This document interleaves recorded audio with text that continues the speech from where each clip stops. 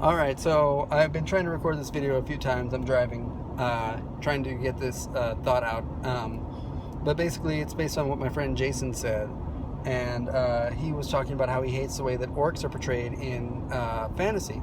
And I concur with him very much so on a lot of his points, where he doesn't like the way that orcs are portrayed because a lot of their portrayal reveals the racist and colonialist roots of traditional modern fantasy or Western fantasy. And again, I'm not going to be saying that we can't read these things or we can't enjoy these things. But we just got to be aware of what's in there. Tolkien was from. He was from South Africa originally, and then he moved to England. But he was from South Africa originally, and so he has all of that, around him. All that viral mimetic information got into his brain and his understanding of the world, and it probably left him changed. His understanding of colonialism as a resident of South Africa in the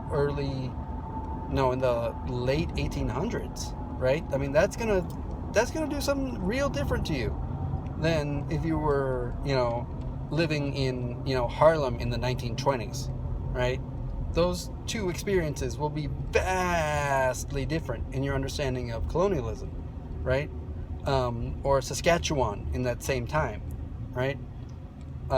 Vastly different. And so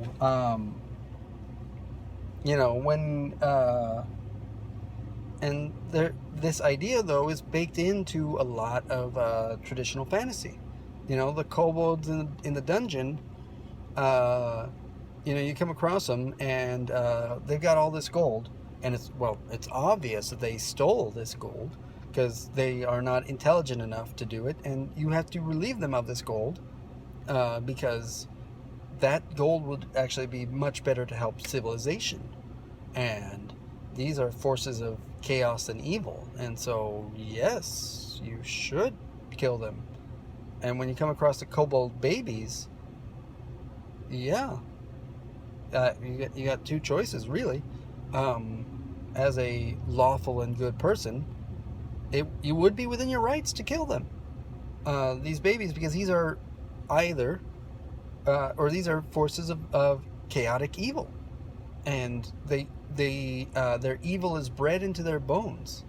Or you have to take them away from their families, stick them into a church or state-sponsored orphanage, and indoctrinate them into the ways of law and good. And that's what you have to do because they're evil. This is why D&D will never get rid of the alignment system. Never, because when you don't do that, when you don't have that surety to know this is a good act or this is an evil act, it all falls apart. Oh God.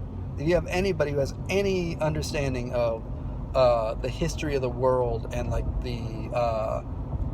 native schools in Canada and assimilation tactics and all this other stuff, oh God, you cannot do that without that idea, this certainty that no, you're doing the good thing because it says so on the alignment chart. It says right there, you are good and they are evil. So that's how you're allowed to play the game. Because otherwise, oh God, man, the game breaks down. I mean, unless of course you're playing like a bunch of I guess, and this is why the whole idea of the evil games get a lot of traction. But I mean, even then, man, you're playing Che Guevara blowing up trains. I mean, I guess, right?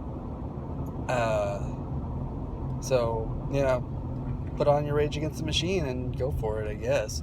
But, without these codes, you don't have that. And so it gets real uncomfortable sometimes. But I want to go away from that notion and into the notion of, okay, no, but let's actually try to posit some ways where we can make this actually feel good without having to rely on the crutch of the alignment system per se. So let's say that there is a setting, some sort of high magic setting, where the elves and the dwarves and the humans and the gnomes and the halflings and the orcs, even the orcs, have come together, and they formed a some sort of alliance together, and the good dragons and all the goodly peoples of Faerun, as Ed Greenwood likes to call it. Let's not use Faerun though, because Faerun is a big mess. But like the high magic D&D setting, I think it's Mystara, or use like the Birthright setting place. I forget what the name of that world is, but use one of those, right?